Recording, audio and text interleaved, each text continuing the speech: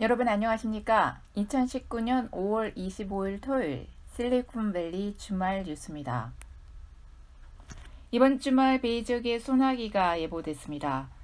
국립기상청에 따르면 금요일 아침 다소 기온이 내려갔고 우울로 접어들면서 화창한 날씨를 보였습니다. 이는 25일 토요일에도 이어지겠습니다. 또한 26일 일요일에는 산발적인 소나기가 예보됐습니다. 메모리얼데이인 27일 월요일에는 맑은 날씨가 될 것으로 보입니다.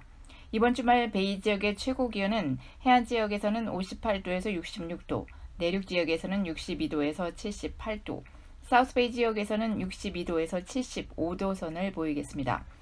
최저 기온은 해안 지역에서는 52도에서 54도, 내륙 지역에서는 48도에서 55도, 사우스베이 지역에서는 49도에서 53도로 기상청은 예보했습니다.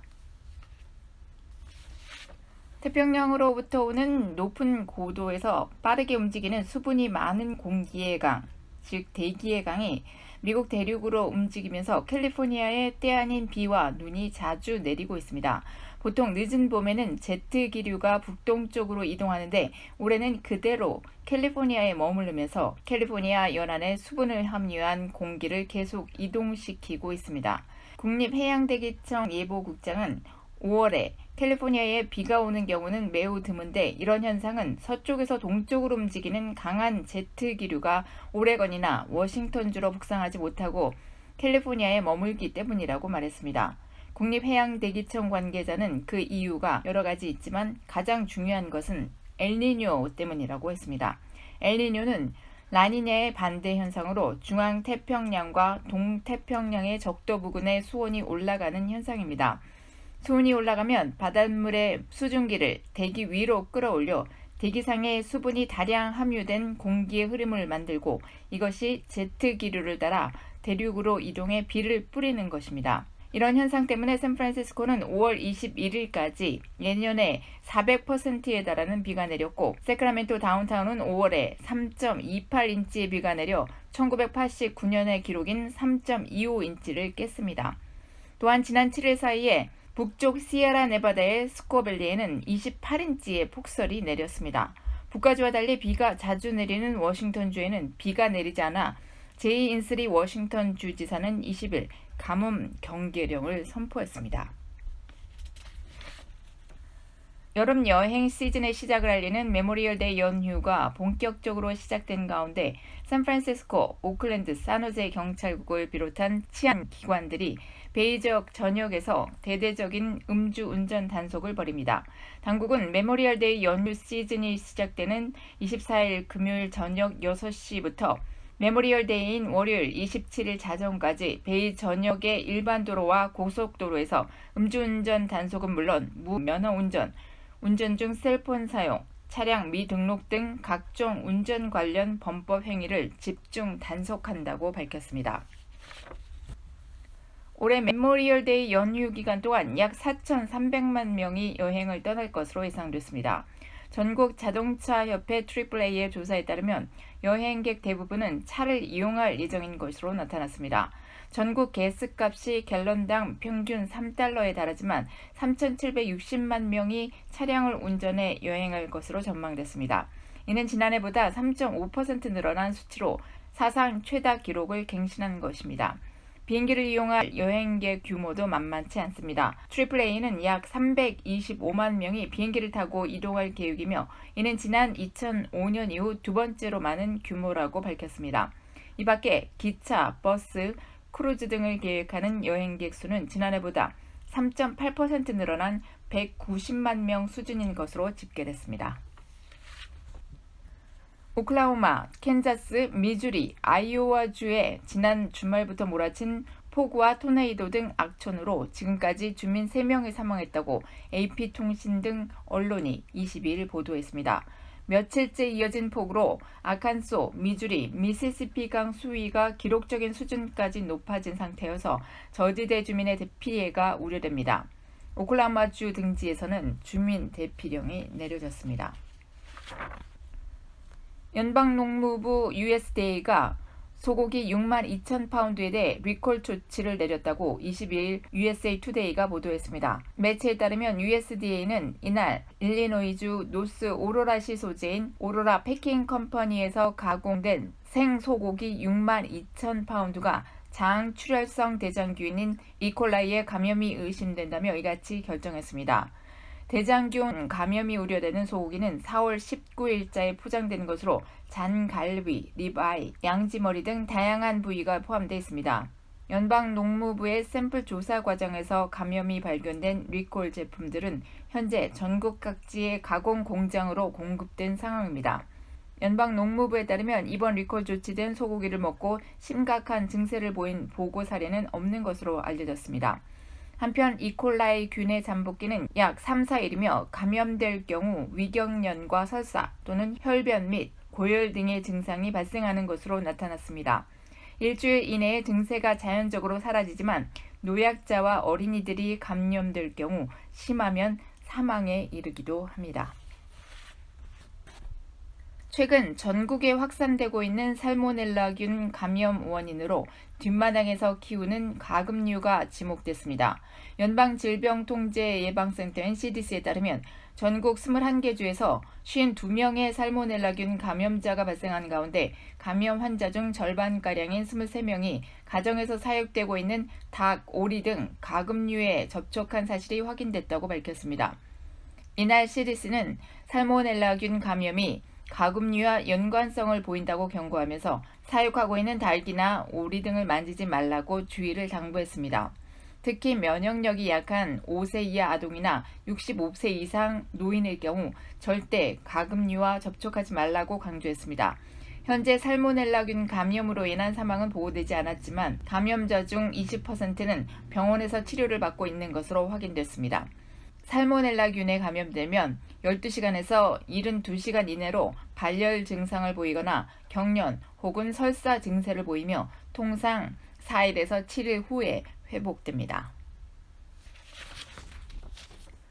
많은 주민들이 바베큐 파티를 즐기는 메모리얼데이 연휴를 앞두고 비엔나 비프가 2,030파운드에 달하는 핫도그를 리콜합니다. 시카고 기반의 비엔나 비프는 자사의 소세지 제품에 금속 조각들이 함유됐을 가능성이 있다며 연방농무부 USDA에 이 같은 사실을 전했습니다.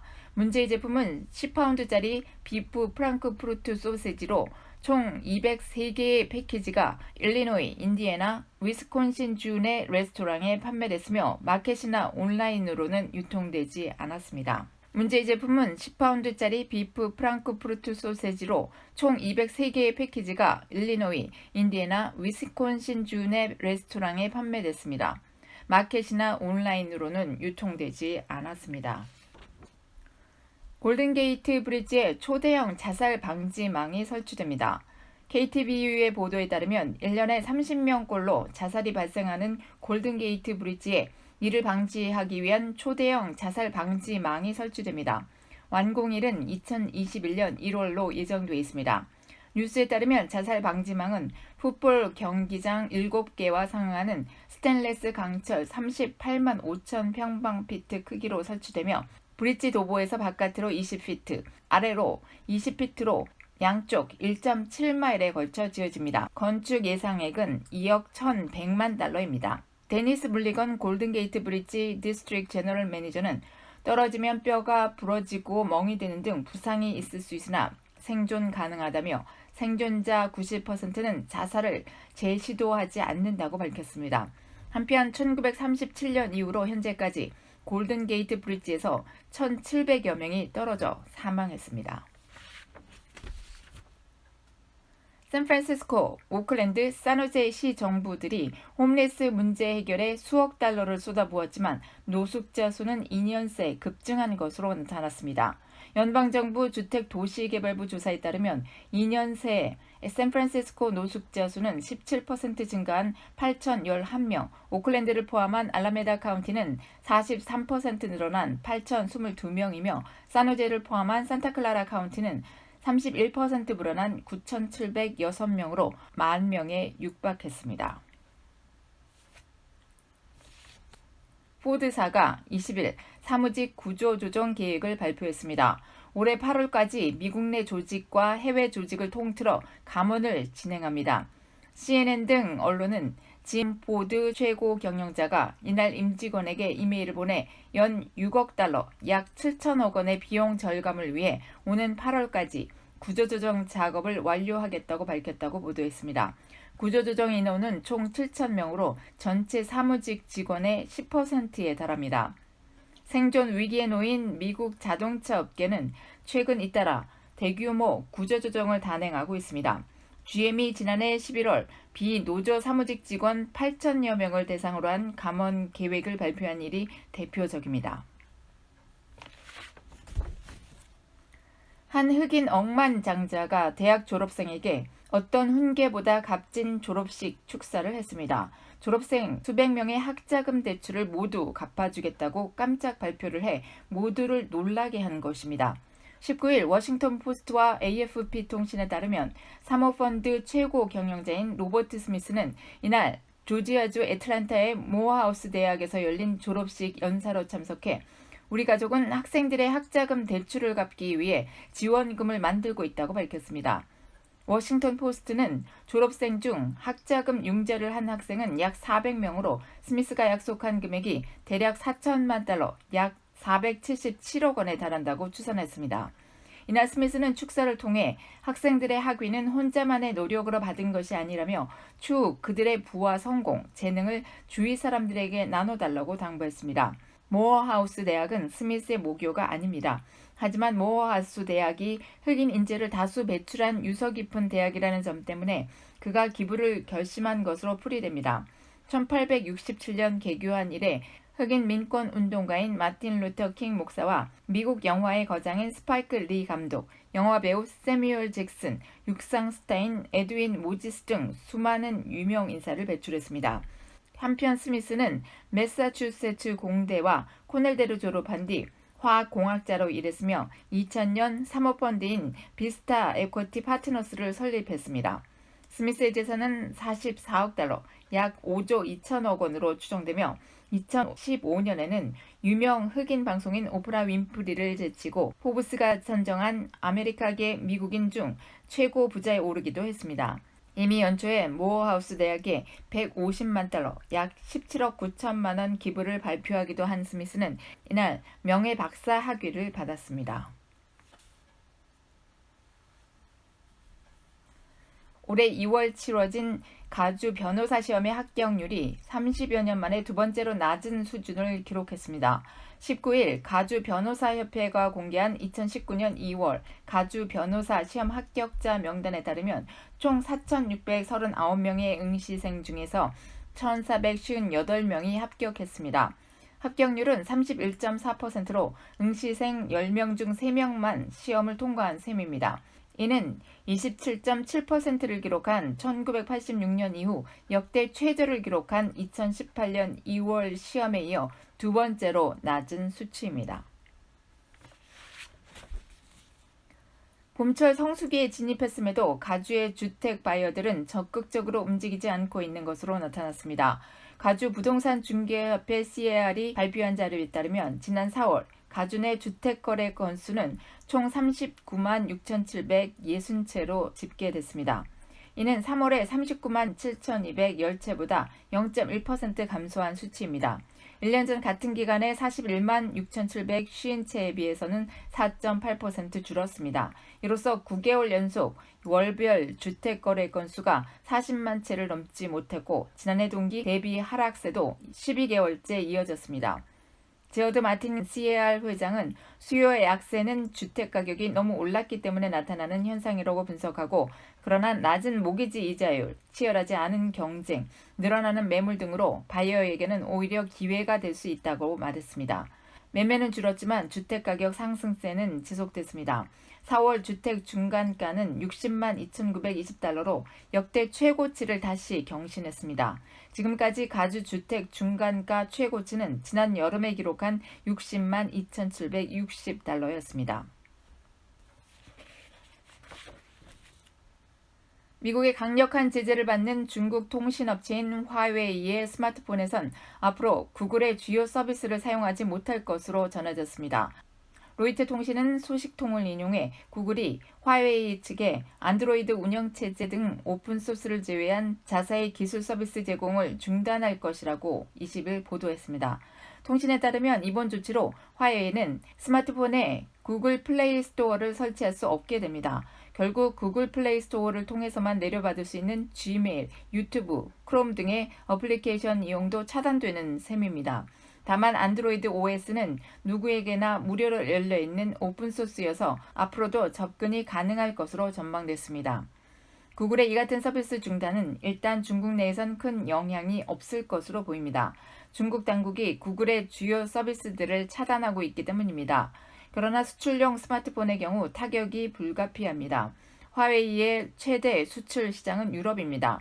이와 관련해 시장 조사 업체인 CCS 인사이트의 제오프 블레이버 부회장은 유럽처럼 경쟁이 치열한 시장에서는 구글의 어플리케이션 확보가 스마트폰 업체에는 매우 치명적이다고 로이터에 말했습니다. 세계 최대 전자상거래 업체인 아마존이 아마존이란 인터넷 도메인을 두고 남미 8개국 연합과 벌인 분쟁에서 승리했습니다. AFP, 로이터 통신 등은 인터넷 도메인을 관장하는 국제 인터넷 주소 관리 기구인 아이캔이 20일 기업 아마존이 요구한 대로 아마존 도메인을 이 회사에 할당하기로 결정했다고 보도했습니다. 다만 아이캔은 정해진 절차에 따라 30일의 유예 기간을 두고 의견을 듣기로 했습니다. 기업 아마존은 2012년 이 도메인에 대한 권리를 확보하기 위해 아이캔에 이를 신청했습니다.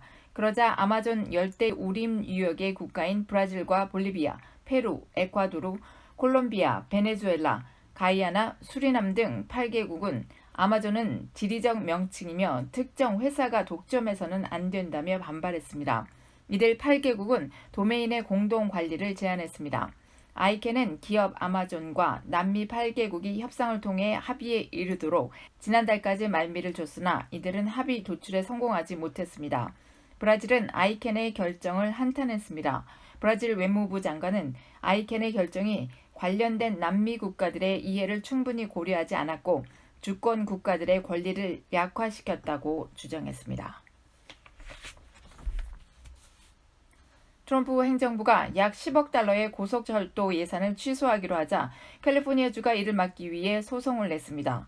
캘리포니아주는 21일 건설 중인 고속철도의 사업 예산이 취소되는 것을 막기 위해 캘리포니아 북부 지방법원에 소송을 냈다고 AP통신이 보도했습니다. 이에 앞서 미 연방철도국은 16일 고속철도 건설사업지원금 9억 2,900만 달러, 약 1조 1천억 원을 취소했다고 밝힌 바 있습니다. 이 지원금은 약 10년 전 의회가 배정한 것입니다. 그러나 연방철도국은 사업이 충분한 진척을 보이지 않고 있다며 이같이 결정했습니다. 캘리포니아주가 이 지원금을 받으려면 2022년까지 주의 중심부에 있는 센트럴밸리의 농업 중심지를 지나는 철도 구간 공사를 마쳐야 합니다. 그러나 공사가 충분한 진전을 보이지 못했고 이런 시한을 맞출 수 없을 듯해서 자금 지원을 취소한다는 게 행정부의 입장입니다. 민주당 소속인 게빈 뉴섬 캘리포니아 주지사는 이번 조치가 트럼프 대통령의 이민 정책에 대해 비판적 입장을 견지해온 데 대한 보복이라고 주장했습니다. 캘리포니아주는 또 소장에서 트럼프 행정부가 고속철도 사업을 위한 환경 승인을 내주지 않고 있다고 비판했습니다. 그러면서 자금 지원을 종료할 경우 센트럴밸리와 주 전체에 심각한 경제적 타격을 입힐 것이라고 주장했습니다. 로스앤젤레스와 샌프란시스코를 잇는 총알열차 건설 계획은 전 주지사인 아놀드 슈워제네거 시절부터 추진되어 온 사업입니다. 총 연장 837km로 계획된 이 고속열차는 시속 354km의 속도로 운행되며 주요 공항과 고속도로의 혼잡을 완화해 줄 것으로 기대됐습니다. 하지만 거듭된 사업 지연과 부동산 소유주와 납세자들의 소송 등으로 비용은 770억 달러, 약 91조 8천억 원으로 치솟았고 완공 시기도 2033년으로 늦춰진 상황입니다. 9억 2,900만 달러의 지원금은 120억 달러가 소요될 것으로 예상되는 센트럴밸리 구간 공사의 핵심 자금원이 될 것으로 평가되고 있습니다.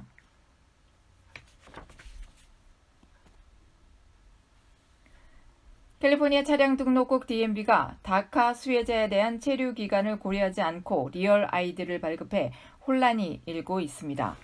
연방국토안보부 DHS에 따르면 리얼 아이디를 발급할 때 다카 수혜자에게는 각자의 합법적인 체류 기간까지만 허용해 발급해야 합니다. 하지만 캘리포니아 DMV는 다카 수혜자를 별도로 구분짓지 않고 영주권과 시민권자인 주민들과 동등하게 만료일을 책정해 발급한 문제점이 드러난 것입니다. 이렇게 잘못 발급된 리얼 아이디 개수도 시스템 처리 미흡으로 집계할 수 없는 상태라고 DMV는 밝혔습니다. 따라서 다카 수혜자는 각자 합법적인 체류가 가능한 기간보다 리얼 아이디 만료일이 더 남을 경우 새로운 날짜로 발급받을 것이 권고되는데 만료일이 수정되지 않은 리얼 아이디는 법적인 효력을 발휘할 수 없기 때문입니다. 이로 인해 체류 신분에 불이익까지 당할 수 있다며 연방국토안보부는 만료일이 잘못 기입된 리얼 아이디는 사용하지 말 것을 강조했습니다. 이어 불법 체류자의 경우 리얼 아이디 발급이 불가하다고 덧붙였습니다. 한편 내년 10월부터는 리얼 아이디가 아닌 일반 캘리포니아 운전 면허증으로는 국내선 탑승과 연방기관 방문이 불가합니다. 또한 캘리포니아 차량 등록국 DMV가 이미 리얼 아이디를 발급받은 240만 명 중 추가 서류 제출이 필요한 주민에게 편지 발송을 시작했습니다. 추가 서류 제출 통지서를 받은 주민은 지정 기한 안에 추가 서류를 제출해야 리얼 아이디를 인정받을 수 있습니다. 22일 ABC7 뉴스에 따르면 가주 DMV는 최근 리얼 아이디를 발급받은 주민 중 거주지 증명을 제대로 안 한 신청자들에게 추가 서류 제출 통지서를 발송했습니다. 추가 서류 제출 대상자는 리얼 아이디 신청 당시 본인 거주지 증명 서류를 한 종류만 낸 사람들입니다. 지난해 12월 국토안보부는 가주 DMV가 리얼 아이디 발급 조건인 본인 거주지 증명서류 두 종류를 확인하지 않고 한 종류만 받았다고 지적했습니다. 최근까지 리얼 아이디를 발급받은 주민은 약 240만 명입니다. 가주 DMV는 해당 통지서에 추가 서류 제출 목록을 안내했습니다. DMV 측은 통지서를 받은 주민은 무료 반송 봉투에 추가 서류를 넣어 제출하면 된다고 설명했습니다. 또한 리얼 아이디를 발급받은 주민은 DMV에 등록한 주소가 정확한지 확인하는 것이 좋습니다. DMV 통지서를 받은 주민이 리얼 아이디 추가 서류를 제출하지 않으면 연방정부는 내년 10월부터 아이디로 인정하지 않을 수 있습니다. 2020년 10월 1일부터는 연방정부 기준에 충족한 리얼 아이디 여권 영주권만을 국내선 탑승 심사대 등 연방정부 기관에서 인정합니다.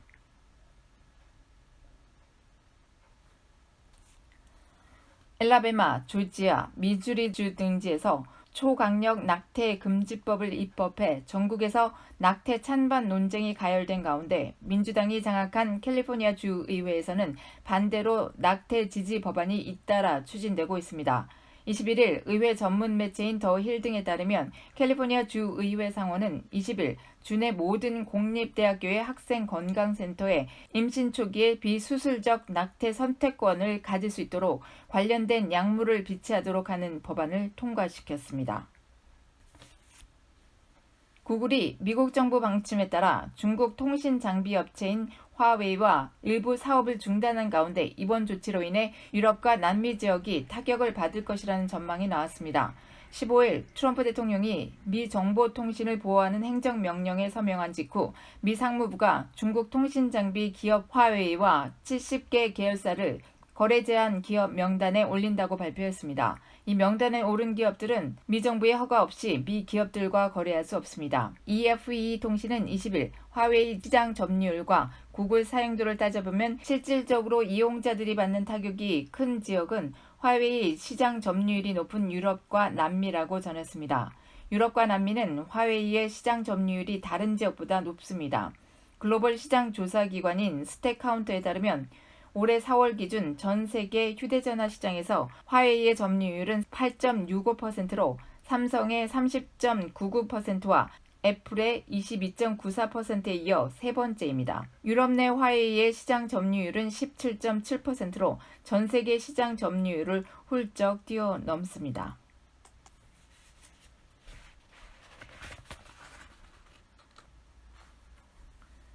살인적인 주택가격을 피해 탈출했지만 일자리 때문에 베이 지역으로 장거리 통근하는 인구가 17만 명에 달하는 것으로 조사됐습니다.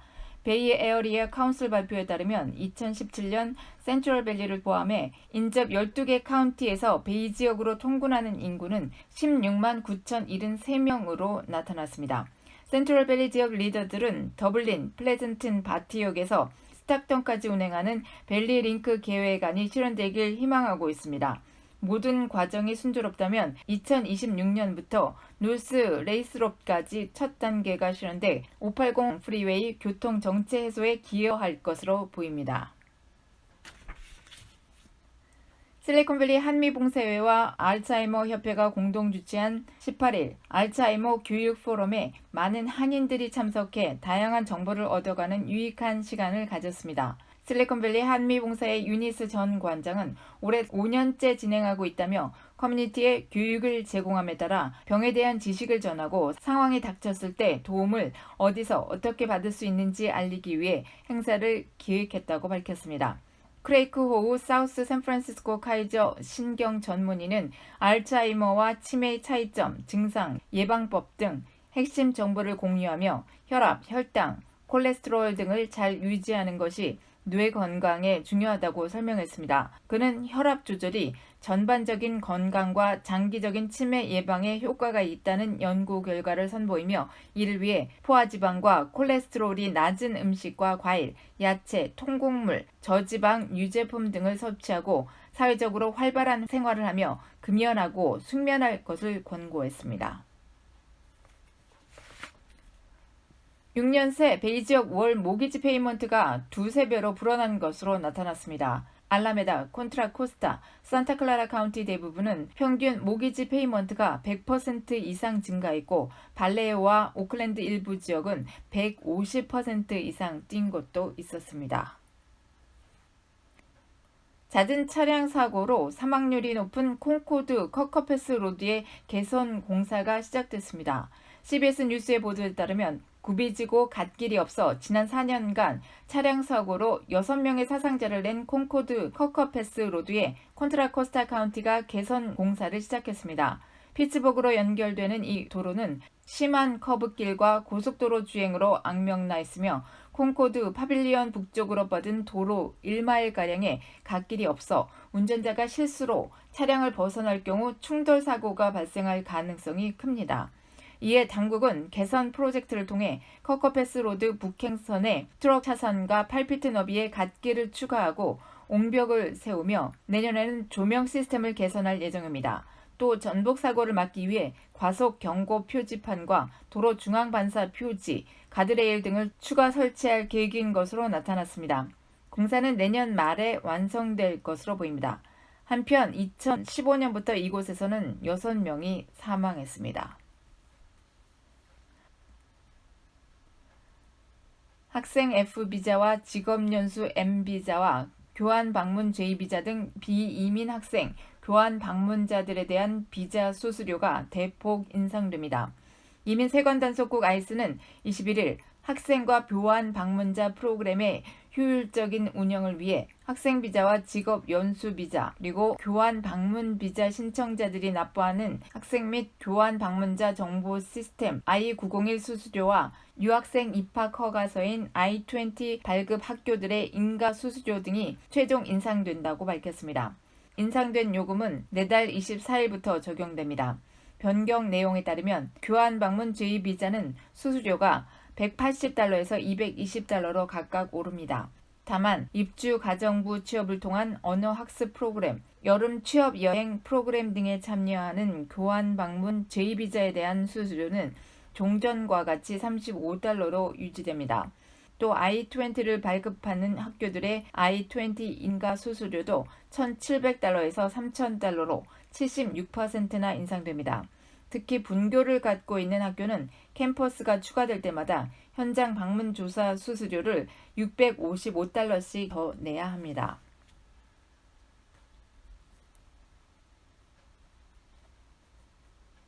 가스값이 전국적으로 하락세를 보이고 있는 가운데 베이 지역은 여전히 전국에서 가장 높은 가스값을 보이고 있는 것으로 나타났습니다. 전미자동차협회 AAA에 따르면 22일 기준 전국 가스값이 2.843센트를 기록했습니다.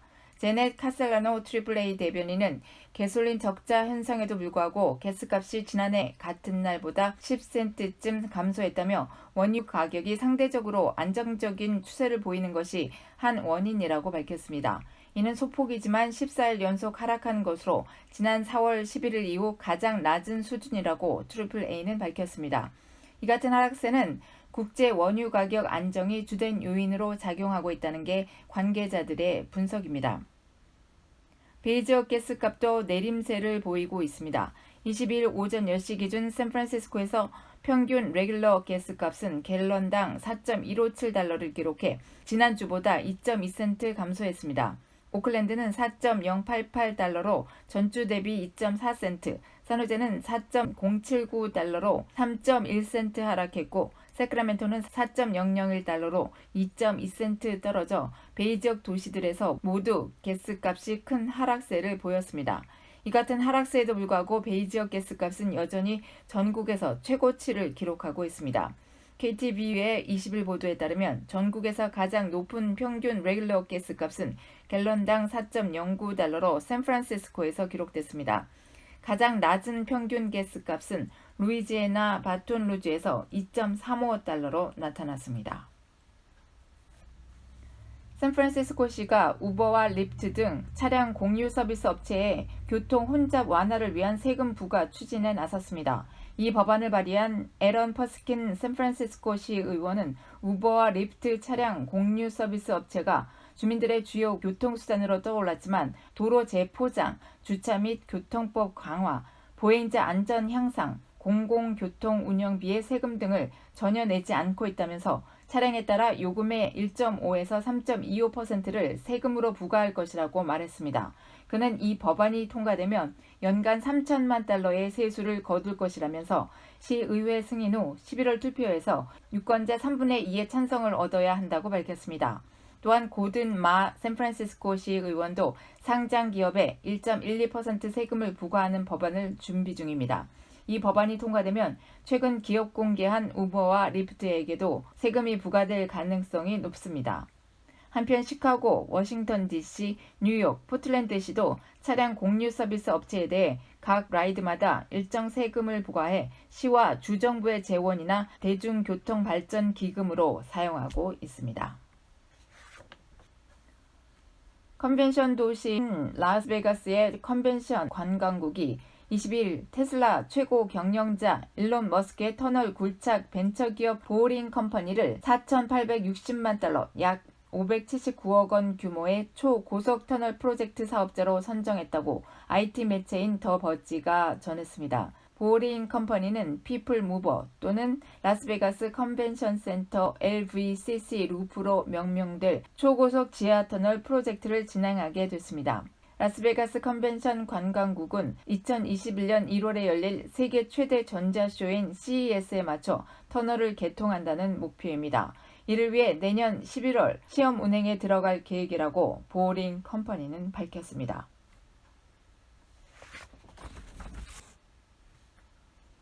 세계 최대 전자상거래 아마존이 사람의 감정을 판독하는 착용형 기기를 개발 중이라고 블룸버그 통신이 23일 보도했습니다.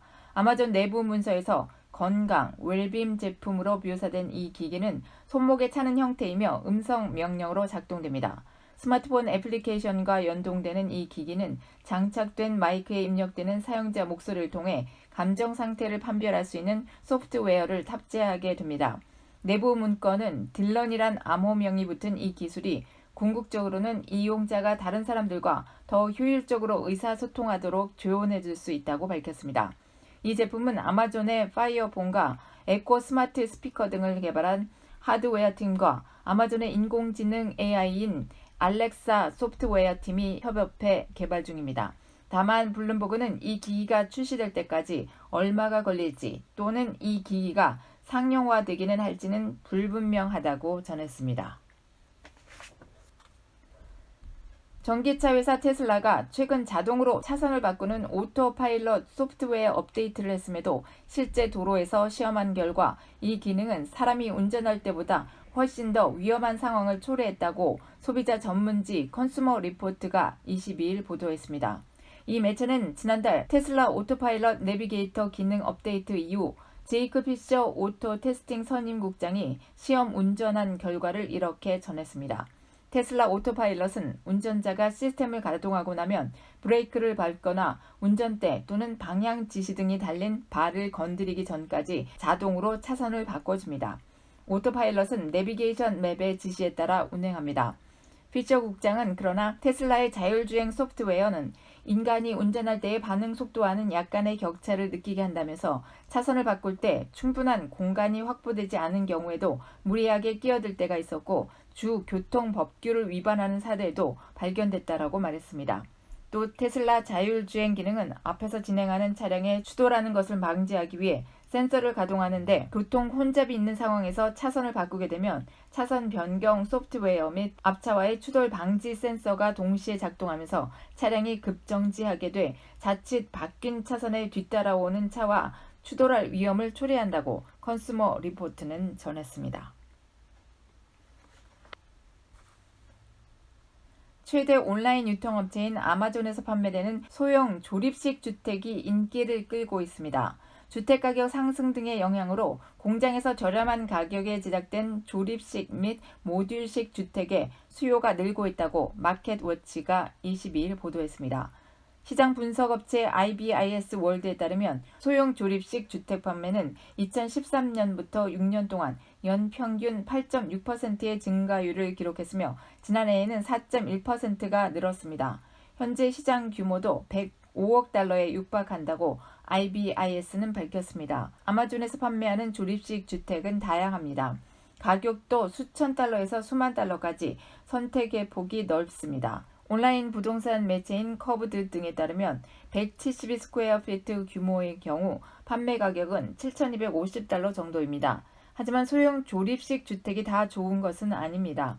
일부 추가 시설에 필요한 비용이 들기도 합니다. 추운 지역에서는 단열재를 추가로 설치해야 하는데 이를 위해서는 재료비 외에 성인 2명의 2, 3일 정도 시간 투자도 필요합니다. 프레즈노 리버파크에서 다음 주 화요일인 28일 오후 4시부터 10시까지 갈릭 페스티벌이 열립니다. 갈릭 페스티벌에는 수많은 마늘 관련 음식과 콘서트 등 젊은이들을 위한 행사가 준비되어 있습니다. 지금까지는 미국 최대의 마늘 도시는 길로이로 알려져 있습니다. 길로이는 1979년 처음으로 갈릭 페스티벌을 열었고 올해도 7월 26일부터 4일간 길로이 갈릭 페스티벌을 개최합니다. 그러나 이에 앞서 프레즈노에서 먼저 갈릭 페스티벌을 개최합니다. 프레즈노에는 역사의 한 부분이 되자며 Fresno is the true garlic capital of the United States, not Gilroy, Fresno County라는 슬로건을 내걸었습니다. 이 말은 사실입니다. 마늘 경작 면적을 따져보면 이 말이 사실이라는 게 확실해집니다. 길로이의 2017년 마늘 경작 면적은 761에이커이며 이 지역에서 8번째로 생산량이 많은 농작물입니다. 그러나 프레즈노 카운티의 마늘 경작 면적은 25,060에이커이며 토마토에 이어 두 번째로 생산량이 많은 농작물입니다. 청소년들 사이에 전자담배 흡연이 크게 확산되고 있는 가운데 전자담배에 함유되어 있는 니코틴이 일반 담배만큼 또는 이를 초과해 압축돼 함유돼 있어 청소년들에게 니코틴 중독을 일으킬 위험이 높다는 지적이 나왔습니다. 캘리포니아 담배 규제 프로그램 CTCP에 따르면 최근 보건당국이 청소년들의 전자담배 흡연에 대한 위험성을 강조하면서 규제에 나서자 전자담배 제조, 판매사들은 전자담배에 대한 청소년들의 접근을 제한하는 조치를 취하고 있다고 주장하고 있으나 실제로는 전자담배의 중독성을 감추고 여러 가지 향으로 전자담배를 포장하고 있다는 것입니다. CTCP는 전자담배가 천식 및 다른 치명적인 호흡기 질환을 일으킬 수 있으며 수많은 발암물질 노출로 건강상의 위험을 내포하고 있다고 지적했습니다. CTCP는 특히 전자담배의 가장 큰 위험은 함유된 니코틴의 양이라며 현재 가장 인기 있는 전자담배 주랩 파드는 일반 담배 한 갑 또는 200히트와 동일한 수준의 니코틴이 함유돼 있다고 덧붙였습니다. CTCP는 니코틴이 담배에 중독되게 만들고 특히 아직 두뇌가 발달 중인 청소년들에게는 니코틴의 중독성과 해로움의 영향이 더 커서 주의력, 학습 및 기억력을 담당하는 뇌 발달에 문제를 일으킨다고 전했습니다.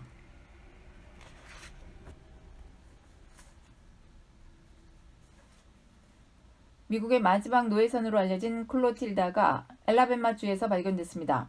엘라베마 역사위원회는 22일 성명을 내고 엘라베마주 모빌 인근의 북부 멕시코만 바닷속에서 쌍도떼 범선인 클로틸다의 잔해들을 발견했다고 밝혔습니다. 발견 이후 위원회는 몇 달간의 평가를 거쳐 잔해물이 클로틸다임을 확인했습니다. 리사 존스 위원회 사무국장은 고고학적으로 대단한 발견이라고 평가하고 노예 제도에 관해 체감할 수 있는 증거를 제공해준다며 의미를 부여했습니다. 1808년 이후 미국은 노예 수입을 금지했습니다. 하지만 이후에도 밀수꾼들은 노예선 운항을 멈추지 않았습니다.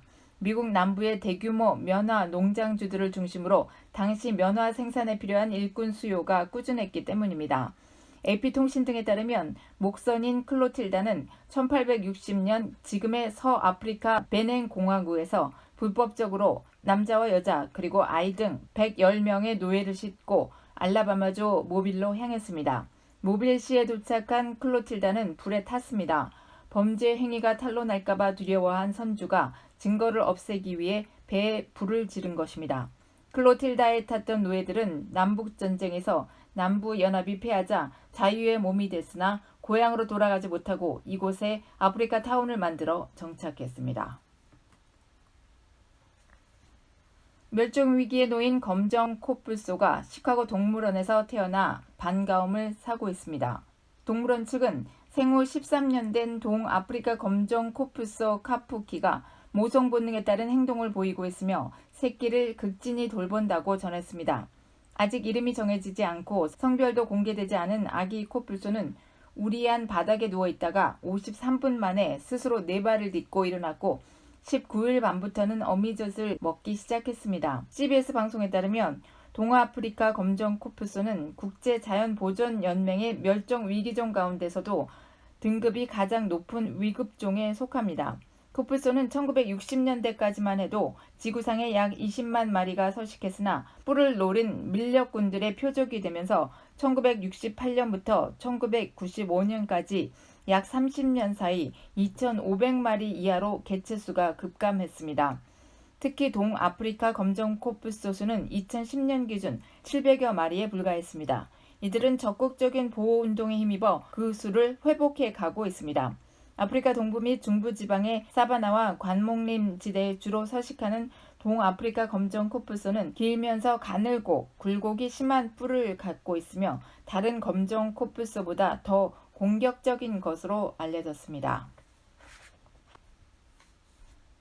사건 사고 소식입니다. 강력 범죄를 저질러 온 이스트베이 갱들이 대거 체포됐습니다.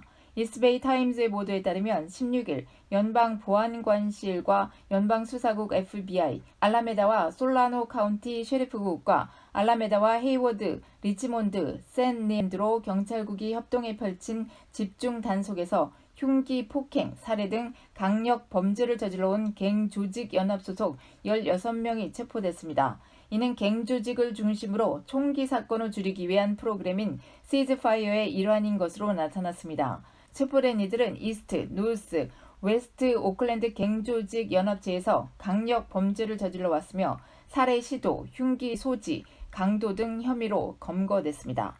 시즈파이어 프로그램은 1990년대 보스턴에서 시작된 총기 범죄 예방 전략으로 지난 몇 년간 오클랜드 범죄 감소에 크게 기여했습니다. 버몬트주 생명공학 연구단지 조성을 빌미로 8천만 달러 이상의 투자금을 끌어모아 이민 사기 행각 등을 벌인 혐의로 한인을 포함해서 4명이 연방검찰에 기소됐습니다. 검찰 측은 이번 사기 사건은 투자 이민 프로그램 EB5를 이용한 것으로 버몬트주 역사상 가장 큰 규모의 이민 및 금융 관련 범죄가 될 것이라고 밝혔습니다. 22일 연방검찰 버몬트주 지부에 따르면 한국 국적자인 최정원 씨를 비롯한 4명이 투자 이민 사기를 비롯한 텔레뱅킹을 이용한 금융 사기, 회사 서류 은폐 및 조작, 허위 진술, 돈 세탁 등의 혐의로 기소됐습니다. 현재 최종원 씨는 수배 중이며 나머지 3명은 22일 연방 마샬국에 의해 체포됐습니다. 이번 수사는 연방검찰 및 연방수사국, FBI, 국세청 등이 공동으로 진행했습니다. 기소장에 따르면 이들은 버몬트주 뉴포트 지역에서 생명공학 관련 회사를 설립해서 지난 2011년에서 2016년 4월까지 일명 ANC 버몬트 프로젝트를 진행하면서 투자이민 명목으로 160명 이상에게 8천만 달러 이상의 돈을 끌어모았습니다. 이 프로젝트는 버몬트주에 줄기세포 및 세포치료제 등을 개발하고 연구하는 제이피크 생명공학 연구단지 설립을 추진하는 내용을 담고 있습니다. 기소장에는 피고들은 영주권 취득 등을 명목으로 한 명당 50만 달러씩 받았으며 이 과정에서 사기 혐의가 다수 포착됐다며 이들은 투자 이민 프로그램 승인을 받으려고 비즈니스 및 프로젝트에서 발생하는 사업 수익과 일자리 창출 등의 기록을 허위로 꾸며 이민 서비스국에 제출하기도 했다고 밝혔습니다. 이 과정에서 투자금을 착복 또는 개인 용도로 사용한 혐의도 발견됐습니다. 한편 이들은 유죄가 확정될 경우 재산 몰수 및 최대 20년형에 처할 수 있습니다.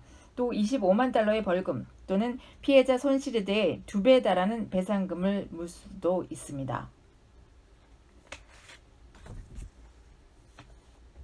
한인 남성 2명이 커네티컷주에서 위조 운전면허증을 이용해 셀폰을 구입하려다 체포됐습니다. 현지 경찰은 지난 20일 밤 커네티컷 트랙버드의 이스트 메인스트리트에 위치한 스프린트 매장에서 위조 운전면허증을 제시하고 아이폰 2개를 구입하려 한 혐의로 박모 씨와 장모 씨 등 2명을 체포했다고 밝혔습니다. 한국 국적인 박 씨와 장 씨는 4급 경범죄와 3급 신분도용, 경찰 업무 방해 혐의 등을 받고 있으며 각각 10만 달러의 보석금이 책정됐습니다. 경찰에 따르면 박 씨와 장 씨는 위조 운전면허증을 의심한 스프린트 직원의 신고로 출동한 경찰에게 처음에는 혐의를 부정했지만 경찰 조사 과정에서 이들이 제시한 운전면허증은 타인의 면허증에 사진만 교체한 것으로 드러났습니다.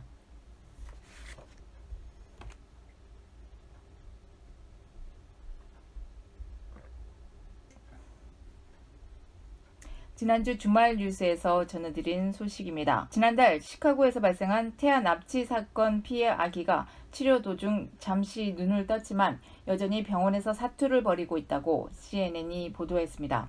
병원에 입원 중인 신생아는 임신 7개월이던 어머니가 살해당한 뒤 자궁에서 강제로 꺼내졌습니다. 야디엘이라는 이름이 붙여진 아이는 현재 목숨이 위독해 중환자실에서 집중 치료를 받고 있습니다. 지난 19일 야디엘은 아버지 요바니의 품에 안겨있던 중 잠깐 눈을 뜨기도 했습니다. 그러나 여전히 건강이 좋지 않아 인공호스에 의지한 채 삶을 위한 사투를 벌이고 있습니다. 지난달 23일 일리노이주에 사는 엄마는 새로 태어날 아기한테 옷을 주겠다는 클라리스 피구에로아의 제안을 받고 약속한 장소로 향했다가 살해됐습니다. 범인과 그의 딸은 죽은 사내 아이를 대신할 아들을 키우기 위해 범행을 저질렀다고 알려졌습니다. 어머니의 눈앞에서 괴한에게 납치당한 8세 소녀가 시민 영웅들의 도움으로 극적으로 구조됐습니다. 지난 18일 텍사스에 사는 살렘 사바카는 어머니와 함께 집 근처에서 저녁 산책을 하다가 차에 타고 있던 괴한에게 납치됐습니다. 어머니는 차로 뛰어들어 매달리며 아이를 되찾으려고 했지만 납치범은 아이만 태운 채 그대로 차를 몰고 도주했습니다. 경찰은 CCTV 영상과 목격자 진술을 토대로 긴급 수배령을 내렸습니다. 용의 차량과 아이의 사진은 수시간 만에 SNS를 통해 지역에 널리 퍼졌습니다. 특히 2명의 시민이 범인 검거에 결정적인 제보를 했습니다. 시민 2명은 포레스트 힐 우드 스프링스의 한 호텔 주차장에서 긴급 수배가 내려진 차량을 발견하고 경찰에 신고했습니다. 차량이 발견된 지역은 용의자가 범행을 저지른 지역에서 채 8마일도 떨어지지 않은 가까운 곳이었습니다.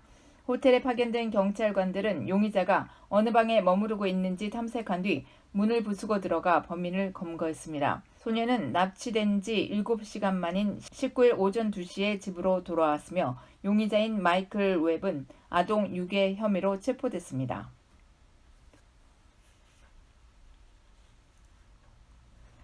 최근 스마트폰과 가방, 현금 등을 강탈하는 노상강도 사건이 잇따르면서 한인 피해도 빈발해 각별한 주의가 요구됩니다.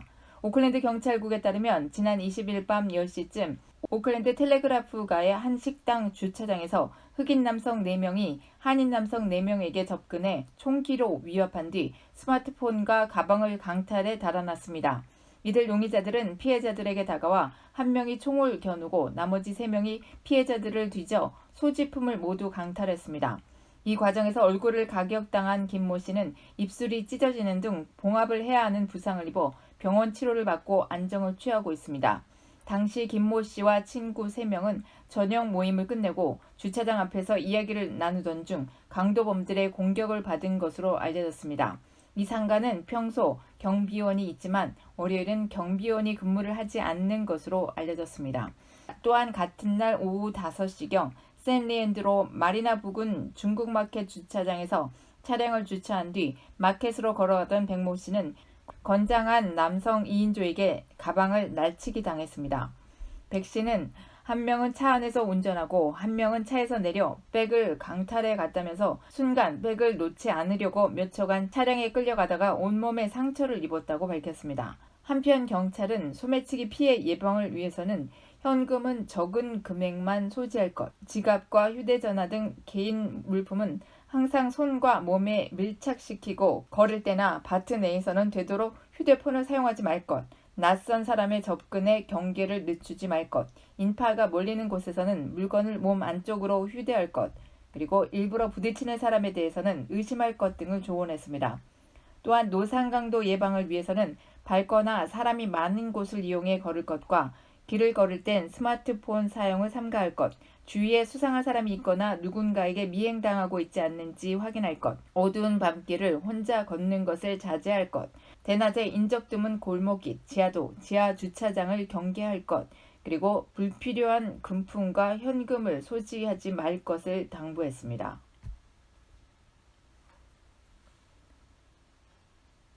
아침 산책을 나갔던 74세 샌프란시스코 여성을 납치해 5시간 감금한 채 수차례 강간한 후 반의식 상태로 길가에 내버린 인면수심의 범죄가 발생해 충격을 주고 있습니다.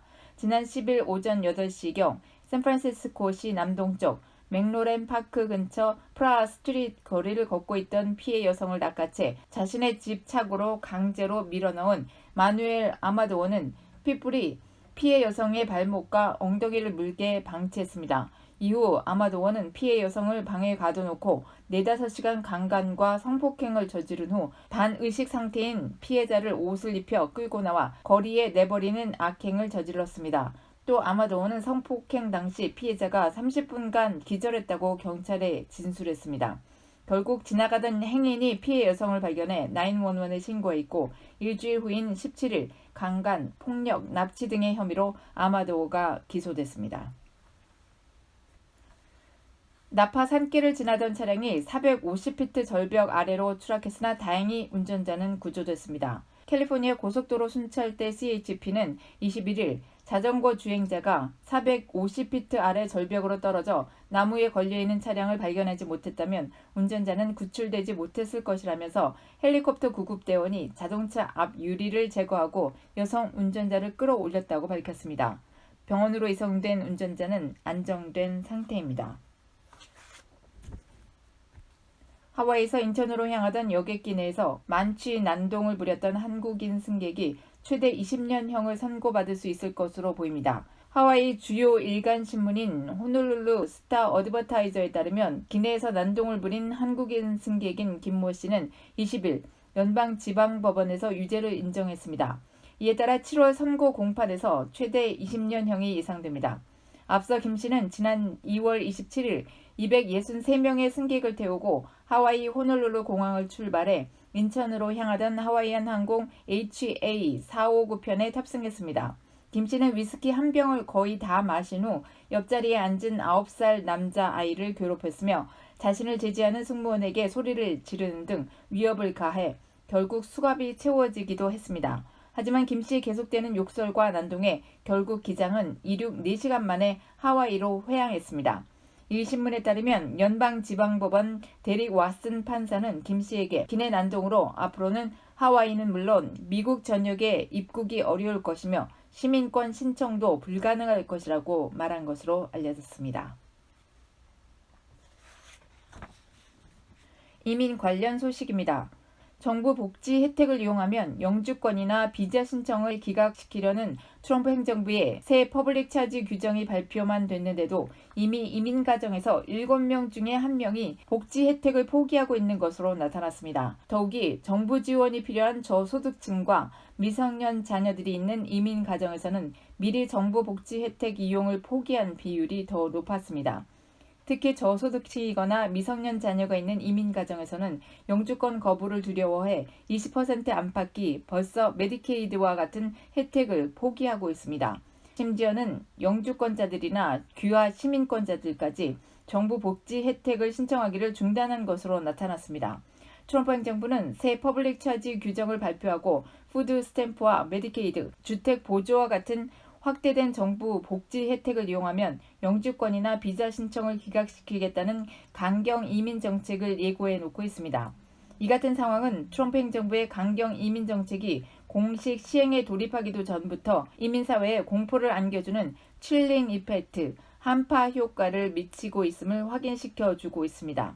트럼프 행정부는 지난해 12월 초 1차 제안에 대해 60일간 의뢰문을 수렴했으나 무려 21만 건이나 쇄도하는 바람에 분석하는 데 수개월이 걸리고 논란을 사고 있어 시행에 필요한 최종 규정을 아직 연방 관보에 게재하지 못하고 있습니다. 캘리포니아주가 전국 최초로 성인 서류 미비자에게 정부 보조 건강보험 제공을 추진하고 있습니다.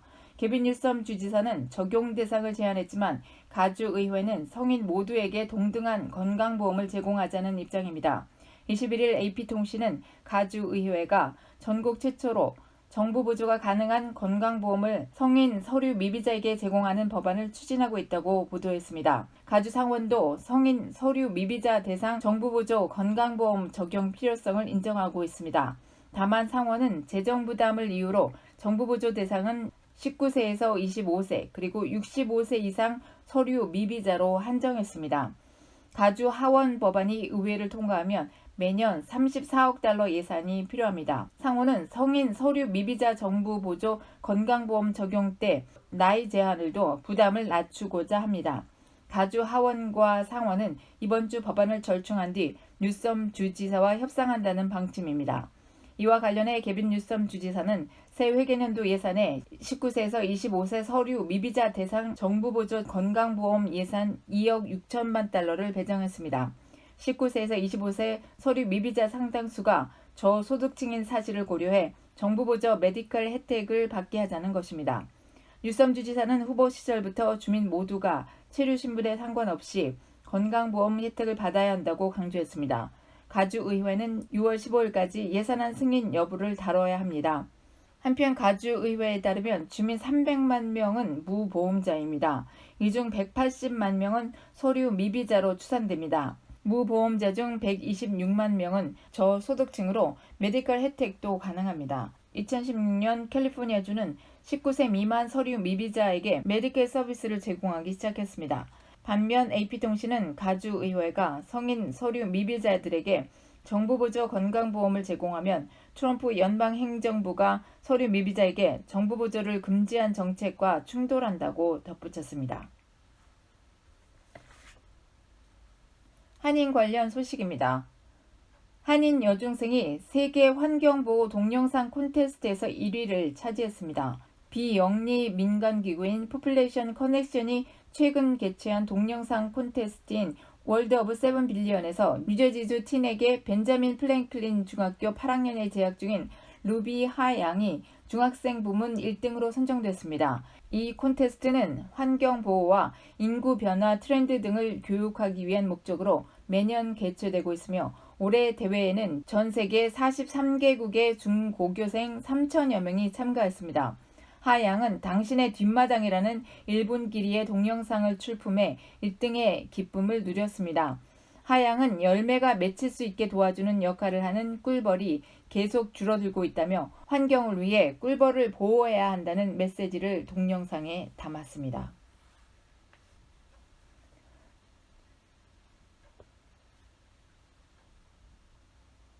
뉴욕 스타이브센트고에 재학 중인 한나 전 양이 전국적으로 명성이 높은 밀켄 장학생에 선발됐습니다. 밀켄 패밀리 재단은 지난 20일 전 양 등 뉴욕시에서 장학생으로 선정된 6명에게 $10,000의 대학 입학 장학금을 전달한다고 밝혔습니다. 올가을 예일대 진학을 앞두고 있는 전 양은 퀘스트 브릿지 내셔널 칼리지 매치 파이널리스트와 칼리지 프랩 장학생, 내셔널 메릿 스칼라십 파이널리스트, 뉴욕타임스 장학생 등을 수상한 바 있습니다. 전 양은 우수한 학업 성적은 물론 탁월한 지도력과 활발한 지역사회 봉사활동에 참여한 것이 높은 점수를 받았습니다. 한편 올해 밀켄 장학생 선발에는 수백 명의 신청자가 몰려 치열한 경쟁을 벌였으며 밀켄 패밀리 재단은 선발된 장학생에게 장학금 수여 이외에도 멘토링 서비스와 인턴십 제공 등 다양한 서비스를 꾸준히 지원하게 됩니다. 오레곤에 사는 한인 여고생이 테니스 여고생 주 전체 챔피언에 올랐습니다. 주 고등학교 스포츠 연맹은 지난 주말인 18일 비버튼에서 6A, 5A 고등학교 테니스 토너먼트와 코발리스에서 4A에서 1A 토너먼트를 각각 개최하고 이번 시즌 챔피언을 결정했습니다. 비버튼에서 열린 6A 토너먼트 여자부에서는 비버튼에 소재한 선셋 고등학교의 한인 학생 진세림 양이 우승을 차지해 올해 오레곤주 테니스 여자부 챔피언에 등극했습니다. 이 학교에 다니는 한인 여고생 유보배 양과 쌍둥이 자매인 유진 양은 이번 토너먼트에서 여자부 복식 경기에서 챔피언에 올라 한인 학생 3명이 6A 여자부 싱글과 더블 부문을 모두 차지했고 선셋 고등학교는 이들의 활약에 힘입어 6A 여자부 단체전 챔피언으로 선정됐습니다. 코발리스에서 열린 4A에서 1A 토너먼트에서는 한인 여학생 클로이 이 양이 활약한 메리스트 카톨릭 고등학교 팀이 단체전 우승을 거머쥐었습니다.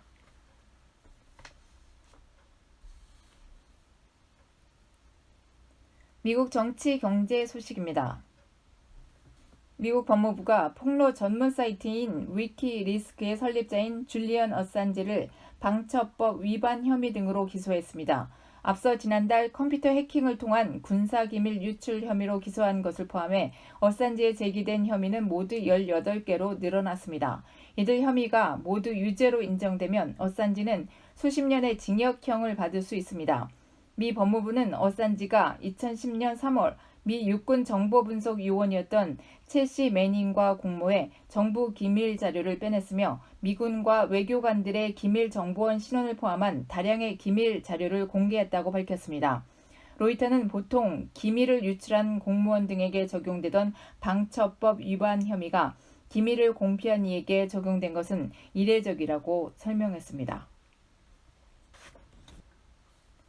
미국 상원 군사위원회가 주한미군 규모를 지금의 28,500명 이하로 축소하는 것을 금지하는 내용을 담은 2020 회계년도 국방수권법안을 공개했습니다. 이는 지난해 발표된 2019년도 국방수권법이 22,000명 이하로 줄일 수 없도록 한 것에 비해 6,500명 늘어나는 것으로 미군의 한국 주둔 필요성을 한층 강조한 것이어서 주목됩니다.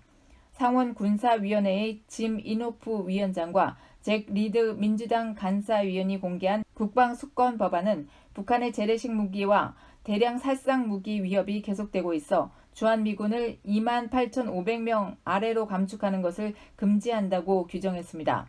28,500명은 현재 한국에 주둔하는 미군 규모와 같은 수준입니다.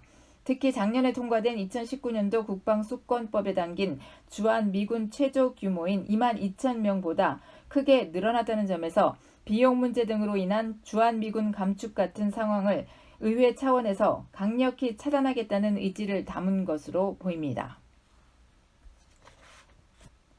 미중 무역 전쟁이 글로벌 경기를 둔화시켜 원유 수요가 줄어들 것이라는 우려가 부각되면서 국제 유가가 폭락했습니다.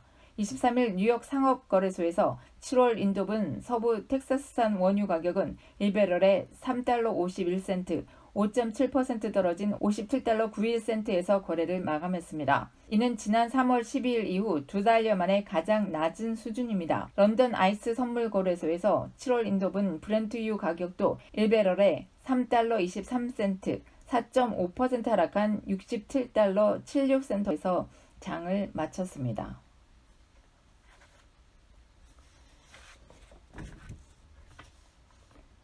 중앙은행인 연방준비제도 연준이 기준금리 동결 기조를 재확인했습니다.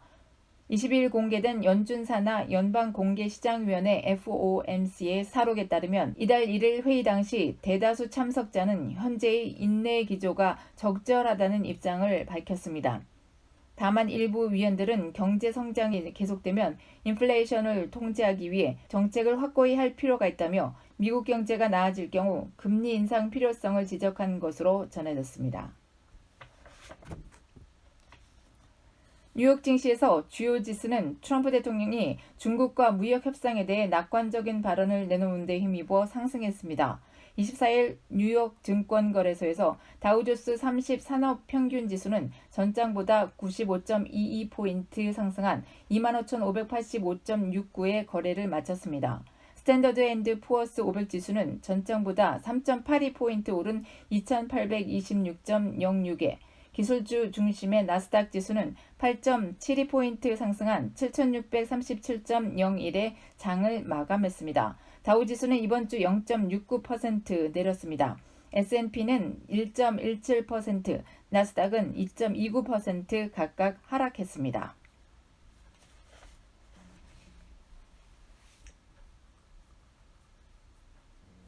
한국과 국제 소식입니다. 한국 정부가 캘리포니아주를 비롯해 미국 내 기호형 마리아나 합법화 이후 인천공항을 통해 다양한 종류의 마리아나를 한국으로 반입하다 적발되는 사례가 계속 이어지자 이에 대한 강력한 처벌을 경고하고 나섰습니다. 재외공관 홈페이지에는 21일 대마 카트리지 국내 반입 시 형사처벌이라는 제목과 함께 대마 성분이 함유된 모든 제품 흡입 및 사용 시 형사처벌을 받는다는 내용의 경고문을 게재했습니다. 외교부에 따르면 미국과 캐나다 등 기호용 마리화나 합법화의 경우 캘리포니아주를 비롯해 일부 지역에서만 부분 허용되는 것을 의미하는 것으로 한국과 미 연방법 기준으로 마리화나는 여전히 불법 행위라고 밝혔습니다. 이에 따라 마리화나를 소지, 구입, 판매를 알선했거나 흡연을 하다 적발될 경우 한국에서 마약류에 관한 법률 위반으로 엄중한 형사처벌을 받게 될 뿐만 아니라 미국에서도 연방법 위반 등으로 추후 입국 시 거부를 당할 수 있다고 경고했습니다. 또한 만일 한국 국적자나 재외 동포가 특송이나 우편을 이용해 마리화나를 한국으로 보낼 경우 보내는 사람과 수취인 모두 수사 대상이 되며 속인주의 원칙에 따라 한국 국적자가 캘리포니아나 캐나다에서 마리화나를 흡연해도 한국법 위반으로 처벌을 받게 된다고 덧붙였습니다. 또한 가주와 캐나다 방문자 및 여행자들의 경우 호기심이나 타인의 부탁을 받아 마리화나 제품을 구매, 소지, 사용, 배달이 적발될 경우 엄중한 형사처벌을 받을 수 있어 각별한 주의를 기울여 줄 것을 부탁했습니다. 한국세관에서는 최근 액상 전자담배가 유행함에 따라 담배처럼 쉽게 흡입할 수 있는 전자담배용 액상 마리화나 카트리지의 국내 밀반입이 크게 증가하고 있으며 마리화나 카트리지, 마리화나 쿠키, 마리화나 초콜릿, 마리화나 오일과 오일 크림, 마리화나 젤리 등 역시 모두 주요 형사처벌 대상 마약류라고 경고했습니다. 또한 전자담배 시장 1위 제품인 줄이 한국에서 정식으로 판매됨에 따라 보건당국이 청소년 대상 담배 판매와 광고를 집중 단속하기로 했습니다. 보건복지부는 먼저 관계부처와 협력해 편의점 등 담배 소매점에서 청소년에게 담배와 전자담배 기기장치를 판매하는 행위를 다음 달까지 집중 단속합니다. 또 국가금연지원센터는 다음 달부터 담배 마케팅 감시단을 운영해 인터넷 판매 광고 행위를 감시하고 불법 행위를 고발합니다. 금연구역에서 신종 액상형 전자담배를 피는 행위도 오는 7월까지 집중 단속합니다. 주울 등 신종 액상형 전자담배 역시 담배사업법상 담배에 해당하므로 금연구역에서 피우다 적발되면 10만 원 과태료가 부과됩니다. 액상형 전자담배인 주율은 2017년 출시 이후 2년 만에 미국 시장 점유율 70%를 돌파할 정도로 인기를 끌고 있습니다. 손가락 길이만한 USB 모양의 본체에 니코틴 함유 액상 카트리지를 끼워 피우는 신종 담배입니다. 지난해 미국 질병통제예방센터에 따르면 주율이 인기를 끌면서 고등학생 전자담배 흡연율이 80%나 급증한 것으로 나타났습니다. 중부 아프리카 콩고 민주공화국 북동부 호수 인근 어시장에서 무장 괴한들의 공격에 최소 19명이 목숨을 잃었습니다. AFP 통신에 따르면 우간다와 마주한 민주콩고 북동부 엘버트 호수 인근 주구 지역의 타라 마을에서 지난 15일 무장 괴한들이 어시장을 준비하던 어부들과 손님들에게 총격을 가해 19명 이상이 숨지고 8명이 다쳤습니다. 아직 배후를 주장한 세력은 나타나지 않았지만 타라 마을이 속한 이투리 행정구역은 과거 해마 부족과 렌두 부족 출신 민병대 간 폭력 사태가 벌어진 곳입니다. 이투리 행정구역에서는 지난해 주구 지역을 중심으로 해마 유목민과 렌두 농경민 간 폭력 사태가 발생해 100명 이상이 목숨을 잃었으며 30만 명 이상의 주민이 호수 건너 우간다 지역으로 피신했습니다. 브라질 북부와 북동부 지역에서 총격 사건으로 최소한 17명이 사망했습니다. 19일 브라질 언론에 따르면 북동부 바이아주의 주도인 사우바도르에서 가까운 라우루 지 프레이타스시에서 전날 밤 총격 사건으로 10대 2명을 포함해 6명이 숨졌습니다. 경찰은 목격자의 증언 등을 통해 조사한 결과 승용차에 탄 괴한 4명이 총격을 가하고 달아난 것으로 확인됐다고 말했습니다. 이어 이날 오후에는 북부 파라주 주도인 벨랭의 한 음식점에서 총격전이 벌어져 여성 6명과 남성 5명이 숨졌다고 AP통신이 전했습니다. 현지 언론은 총기를 소지한 남자 7명이 오토바이 1대와 승용차 3대를 나눠 타고 음식점에 도착한 뒤 범행을 저지른 것으로 보인다고 경찰을 인용해 보도했습니다. 두 사건 모두 용의자가 체포되거나 범행 동기가 확인되지는 않았습니다. 독일의 작은 도시에서 90대 시장이 50여 년간의 시장직 수행을 끝내고 민간인으로 돌아갑니다.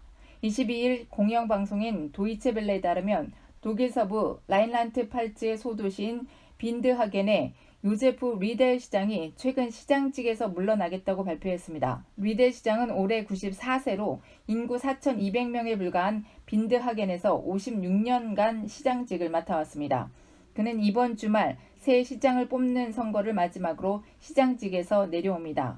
리델 시장은 14번의 선거에서 승리했습니다. 독일 자치단체 협회는 리델이 독일 역사상 가장 나이가 많고 오래 재직한 시장일 것이라고 말했습니다. 빈드하겐에서 차로 5분 거리인 할레바흐에서 출생한 리델 시장은 2차 세계대전 당시 군복무를 했다가 폴란드 전선에서 퇴각 중 부상당한 뒤 포로로 잡혔습니다. 전쟁 후 독일로 귀환한 리델은 30세에 지방정치에 입문해 30대 말부터 시장직을 이어갔습니다. 그의 아들인 에르빈 요제프 리델은 기독민주당 소속 연방 하원 의원입니다. 이탈리아의 패션 명품 브랜드인 프라다가 2020년 2월부터 모피를 이용한 제품 생산과 디자인을 중단합니다. 23일 CNN은 글로벌 럭셔리 브랜드인 프라다가 오는 2020년부터 모피 제품 생산을 중단한다고 보도했습니다. 프라다의 이번 결정은 미우미우, 처치스, 카슈 등 모든 브랜드 라인에 적용될 예정입니다. 미우치아 프라다 수석 디자이너는 프라다의 탈모피 정책은 프라다가 전념하고 있는 사회적 책임과 혁신의 연장선에 있는 것이라며 향후 소재의 혁신을 통해 윤리적 제품에 대한 요구를 충족시키고 창의적인 디자인 시장을 개척하겠다고 밝혔습니다.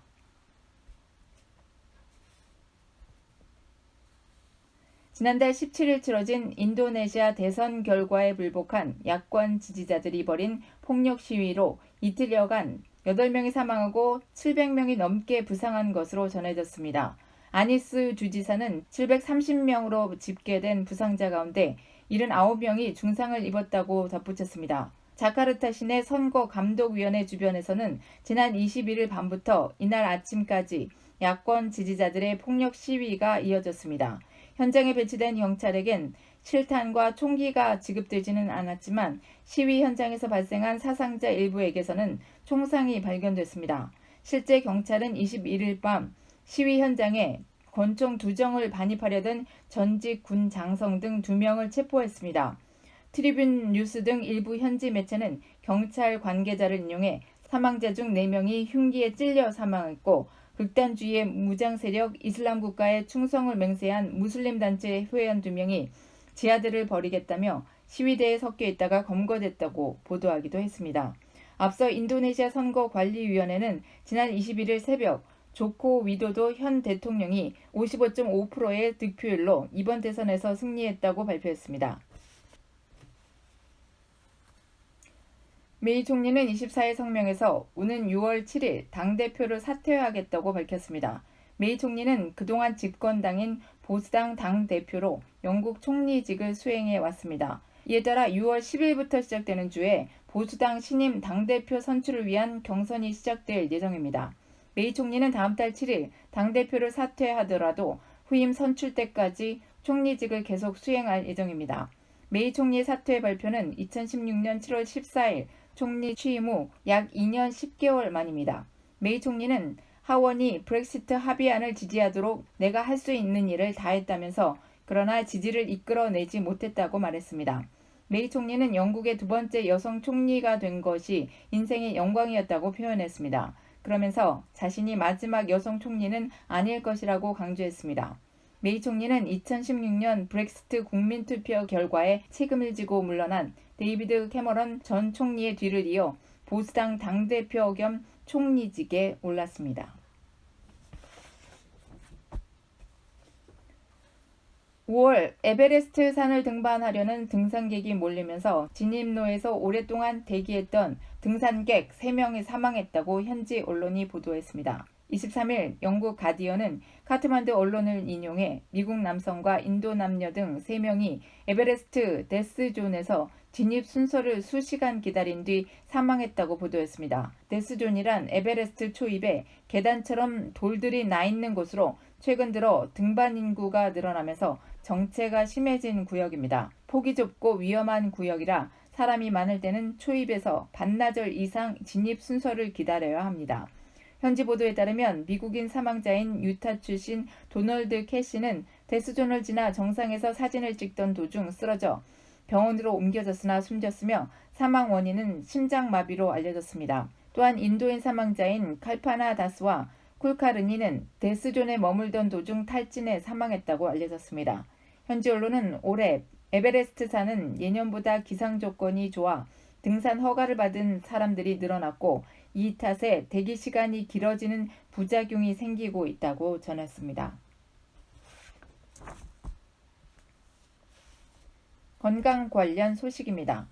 지중해 지역에서 자라는 딸기나무 꿀이 대장암 치료에 효과가 있다는 연구 결과가 나왔습니다. 딸기나무 꿀은 검은색에 쓴맛이 강한 것으로 유명합니다. 스페인 그라나다 대학, 비고 대학, 이탈리아 마르케 폴리테크닉 대학의 공동 연구팀은 딸기나무 꿀이 대장암 세포의 증식을 억제한다는 시험관 실험 결과를 발표했다고 미국 과학진흥협회가 운영하는 과학 뉴스 사이트인 유레크 얼러트가 20일 보도했습니다.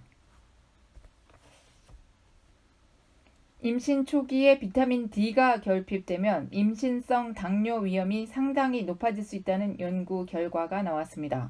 임신 여성의 6에서 8%에서 나타나는 임신성 당뇨는 원래 당뇨병이 없던 여성이 임신 중 당뇨병이 발생하는 것으로 방치하면 임신 중독증인 자간전증으로 이어질 수 있습니다. 이와 함께 산모와 태어난 아이 모두 나중에 당뇨병이 발생한 위험도 커집니다. 임신 10에서 14주에 비타민 D 혈중 수치가 결핍에 해당하는 20ng 이하이면 임신성 당뇨가 발생할 위험이 비타민 D 수치가 정상인 여성보다 2.82배 높은 것으로 나타났다고 연구팀은 밝혔습니다.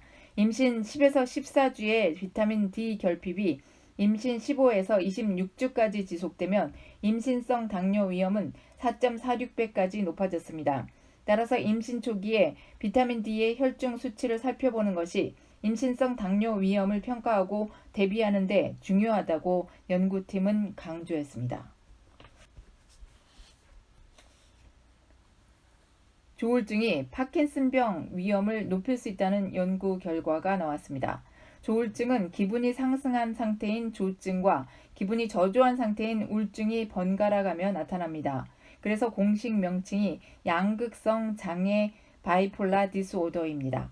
대만 대북 영민 총의원 정신과 전문의 천모홍 교수팀은 조울증 환자는 나중에 파킨슨병이 나타날 위험이 매우 높다는 연구 결과를 발표했다고 사이언스 데일리가 22일 보도했습니다. 2001년에서 2009년 사이 조울증 진단을 받았지만 파킨슨병 병력은 없는 56,350명과 조울증이나 파킨슨병 병력이 없는 같은 성별과 같은 연령대의 대조군 22만 5,360명을 2011년까지 추적 조사한 결과 이 같은 사실이 나타났다고 연구팀은 밝혔습니다. 추적 조사 기간의 조울증 그룹에서는 372명 0.7%, 대조군에서는 222명 0.1%가 파킨슨병이 발생했습니다. 연령, 성별, 항정신성 약물 사용, 뇌외상, 뇌혈관 질환 등 다른 변수들을 고려한 결과 조울증 환자는 파킨슨병 위험이 대조군보다 7배 가까이 높은 것으로 분석됐습니다. 파킨슨병 발병 연령은 조울증 그룹이 평균 64세로 대조군의 73세보다 훨씬 빠른 것으로 나타났습니다.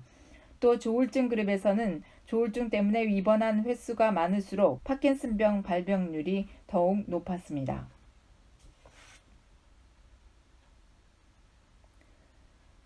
이상으로 2019년 5월 25일 토요일 실리콘밸리 주말 뉴스를 마칩니다. 나라를 위해 목숨을 바친 호국 영령들을 기리고 추모하는 메모리얼 데이 연휴가 시작되는 가운데 다음 주 월요일 27일 메모리얼 데이를 앞두고 전국적으로 추모 분위기가 고조되고 있습니다.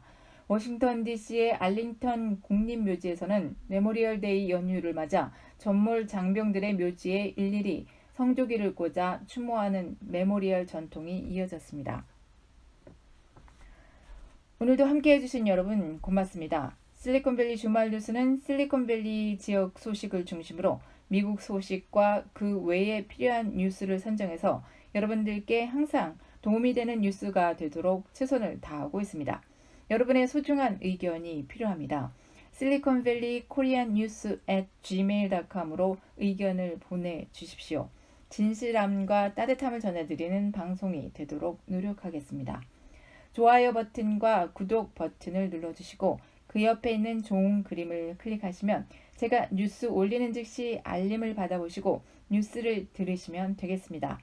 그리고 주위에 있는 분들께 공유해 주시는 것도 잊지 마시고요. 공유는 카톡이나 문자로도 해주시지만 주위에 유튜브를 낯설어 하시는 어르신분들이나 지인분들께 어떻게 보는지 설정을 도와주시면 더욱 훌륭한 일을 하시는 것입니다. 유튜브에 가셔서 실리콘밸리 뉴스를 한글로 치시면 되겠습니다. 여러분의 성원과 조언 부탁드립니다.